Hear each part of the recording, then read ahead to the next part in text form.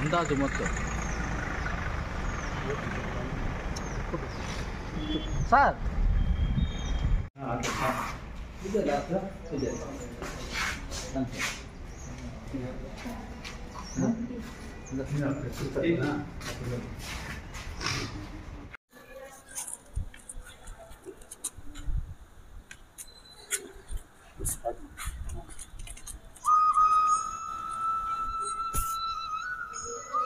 ಇದು ಸೆಂಟ್ರು.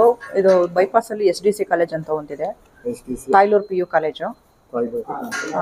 ಮುಳುವಾಗ್ಲಲ್ಲೇನೆ ಇದು ಮಹಿಳಾ ಪದವಿ ಪೂರ್ವ ಕಾಲೇಜು, ಬಾಲಕಿಯರ ಪದವಿ ಪೂರ್ವ ಕಾಲೇಜು, ಮತ್ತೆ ಬಾಲಕರ ಪದವಿ ಪೂರ್ವ ಕಾಲೇಜು, ಮತ್ತೆ ಶಾರದಾ ಗರ್ಲ್ಸ್ PU ಕಾಲೇಜು.